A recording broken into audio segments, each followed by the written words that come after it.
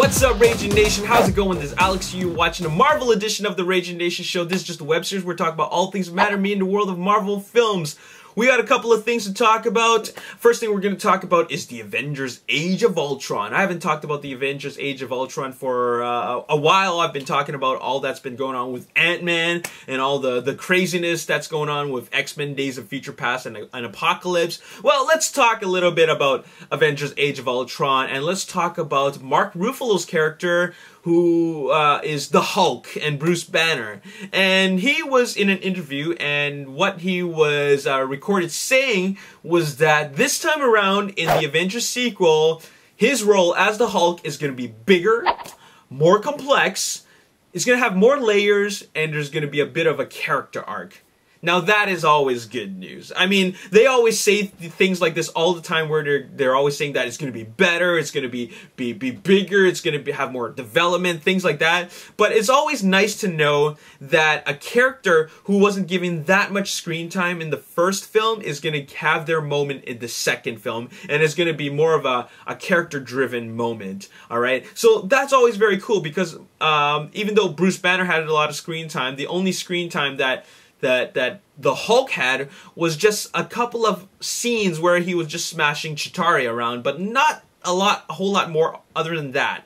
Alright, so, I mean, sure, he had a little bit of a fight with Thor, but it would be nice to see a little bit more of him. Although I was quite satisfied with what I saw in Avengers, it's just great to know that he's going to be getting a lot more in the next film. So that's what's going on with Age of Ultron. Now let's talk about another Marvel film that's on the radar that hasn't had a whole lot of talk, and that is Doctor Strange. Now, Kevin Feige and Stan Lee have already talked that a Doctor Strange film is happening, and there is no release date for that yet. But it looks like it is moving forward, and the first step that they're doing with moving it forward is choosing a director, and it looks like they do have a director, and that would be Scott Derrickson. And Scott Derrickson is in talks to direct Marvel's Doctor Strange, and in talks isn't necessarily a confirmation, but so far from what I've read, it looks like that the choice to have Scott Derrickson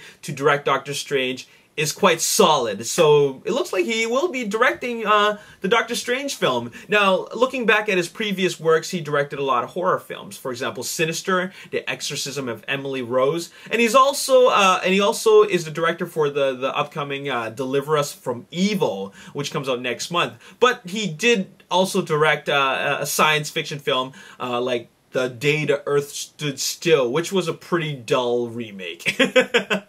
So that's great to know that the Doctor Strange movie is moving forward. Now, keep in mind that Kevin Feige did mention that they're going to make some changes to the Doctor Strange character. In the comics, he was a master magician and a master of illusions, right? He's quite the illusionist.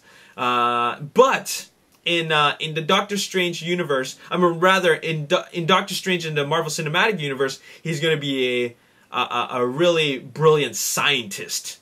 All right, and you know, scientists are in some ways magicians. Scientists can find ways to create illusion. So I don't see how it's that much different. I know it'll upset some Marvel fans, but I already have seen right from the beginning where the direction of the Marvel Cinematic Universe is going, especially you know, with all the previous films, they try to keep it a little bit more grounded.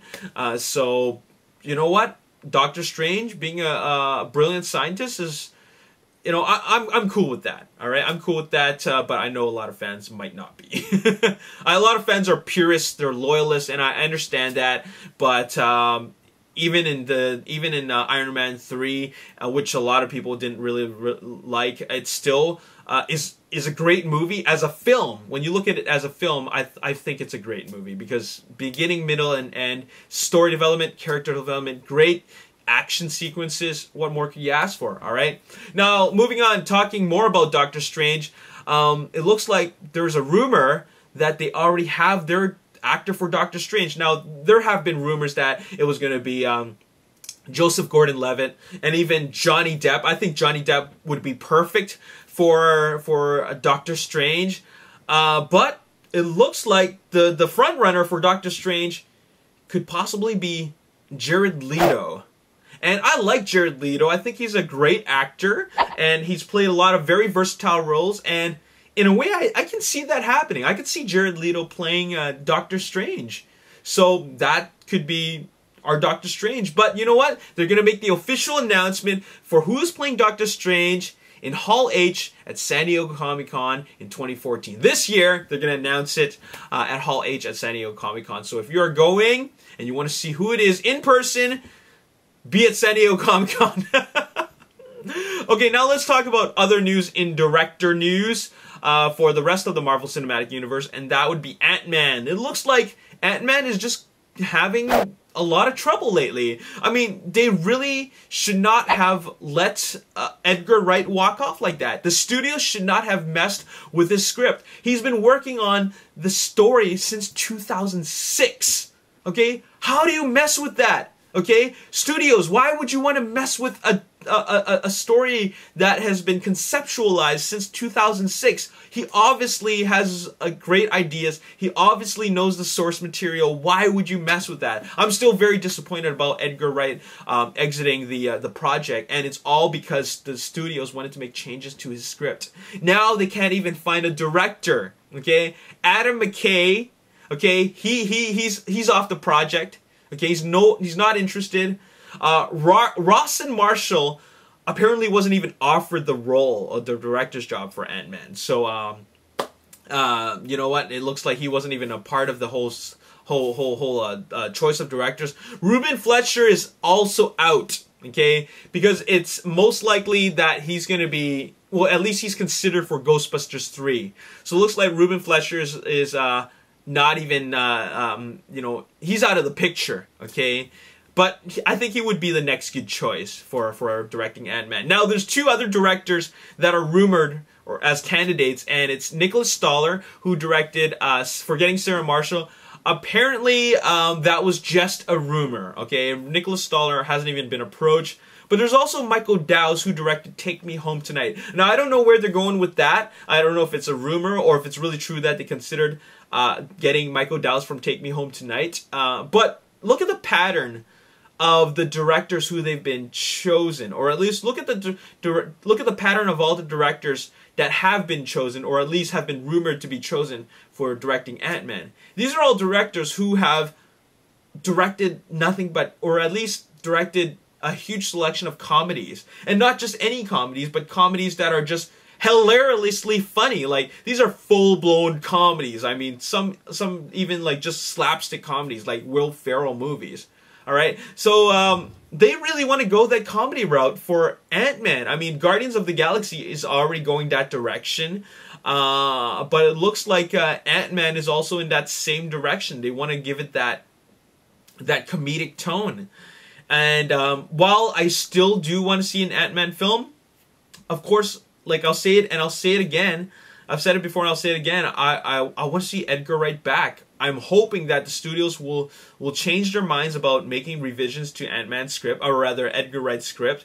And I hope that they bring back Edgar Wright. He was destined to direct Ant-Man. I do want to see another Ant-Man film, and the studios are still going with that 2015 release. That's if they can find a director. So I hope they find a director, but I hope they find the right director. That's the most important thing, finding the right director. All right, so there you have it. Moving along, let's talk about Guardians of the Galaxy. Apparently, the first review for Guardians of the Galaxy is already out. Now, I'm not even going to read that review because I don't even want to know about any spoilers about it. It's way too early, but I'm going to post you the link on the description box below if you want to know about how the initial reaction for Guardians of the Galaxy is, okay? It's hosted over at comicbookmovie.com. And speaking of Guardians of the Galaxy, there is a new TV spot which features a whole lot of new footage. If you want to check that out, it's on the description box below. And that's all I got to say in this video. As always, if you enjoyed this video, hit the like button, subscribe to the YouTube channel, like me on Facebook, The Ragin Nation, also follow me on Twitter at Ragin Nation. And if you want to see more Marvel updates, stay tuned for Marvel Edition update number 21. I'll see you there. My name is Alex. Thanks for watching. I'll see you next time. Peace. Gareth Edwards are the directors for the 2 Star Wars spin-off films. And they're probably going to announce more directors for other Star Wars spin-off films later on. But